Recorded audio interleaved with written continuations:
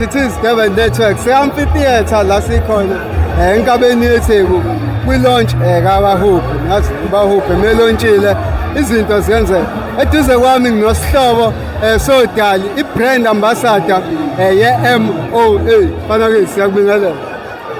Angeke ngilithathe ibhuti lethuba. Ngiphinde ngibingelele futhi kunina neDurban Network. Ubuye ngibingelele futhi abantu bonke abakhona bangibukile njengamanje iDurban Network yonke jikelele iTV yonke njoba yaziwe iNingizimu Afrika yonke ngiyabingelela ngithi sanibona South Africa nasi isihlobo sodali sesibuyile. Mfethu mhlawumbe yini abantu abangayilindela kulonyaka kuphekwani khona mhlawumbe ingoma ekhona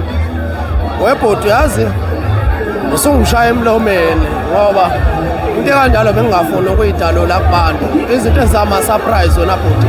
izona into ezifike kubantu zenze babone umhlaba ushintsha babone ihappiness izamawala uyayibuka lento ngisho kodwa ke ngokuphakamisa ibrand iMOA asifuni ukuculela indlala bhuti uma sicula sike siculela kona ukujabulisa abantu ngisho ngithi sikhona into zami ezisestudio nanoma yinini zikavela nje angikwazi kodwa ukuthi ngadalula idate ngoba vele bengakokhiphi nento ezifana nama promo video. Hayi siyakubona namhlanje usontile unuka kahle uzothatha abantwana njengoba kangishilo nje bhuti ngithi mina ngusihlobo sodali mhlawumbe uyayibona lento la esandleni ikhomba kona ukuthi sekukhona umuntu engamthola noma umuntu engasuqoqile bhuti kodwa ke phela angeke kuze kushintshe ukuthi njengoba ngathi ngusihlobo sodali nje lelo gama lishintshi kuba bonke odali ngisayisihlobo namhlanje basani mabe ngibona babe naliyanto liyana nje yokuthi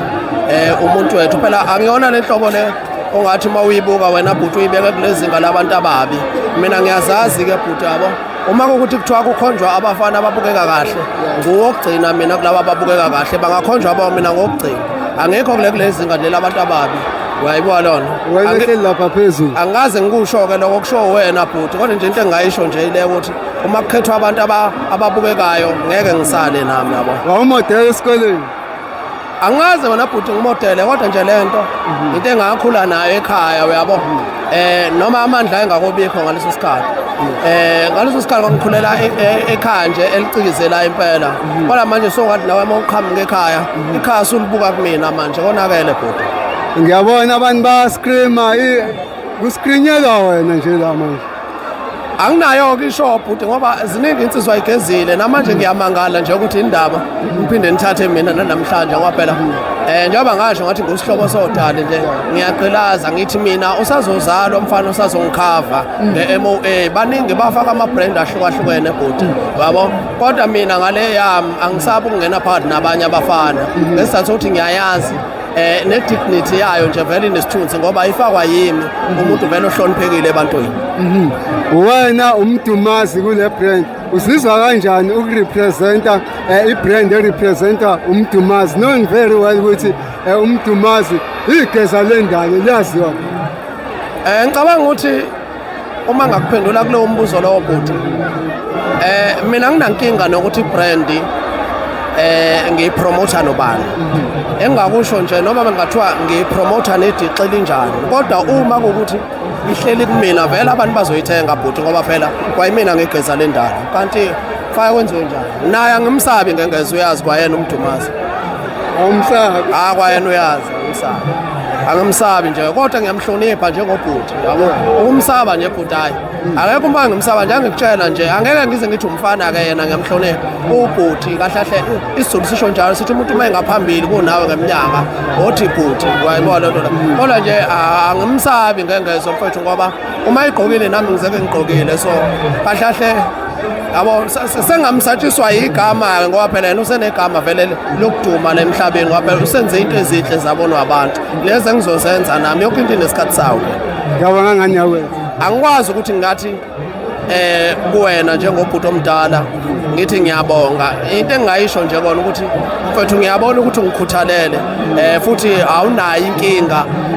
nokubona mina ngiyilento engiyiyona awungidlela umona kanti futhi nayo iMOA futhi awuyidlela umona ngisaphinda futhi namhlanje ngiyasho ngithi mina ne-MOA somshado kufana nale ringi MOA le ngishade nayo bhuti ayikho into engingayenza MOA ngishade nayo bethanda bengathandi ngiyazi ukuthi mfowethu zikhona iy'ngqinamba-ke mfowethu ngibhekane nazo ngoka-MOA yayibona lezo iy'ngqinamba lezo uma ngibhekana nazo ziseke zithinta ubuhlanga njengoba ungi-interviewa namhlanje ngizophinde futhi uyisende ilokhuzana ngiyibone bese ngiyamsendela umnikazi we-MOA kodwa nawe ugcina sethola ingcindezi ngokuthi phela yena owakaceza mina kwaseMatatele abantu engafika beyifaka i-MOA njengoba ngisho ukuthi i-MOA ngafika mina isivele isikhona kodwa ngagcina sengiyi-ambassador wayibona so abantu engafika bekhona bakhona abanye babo abanomona wokuthi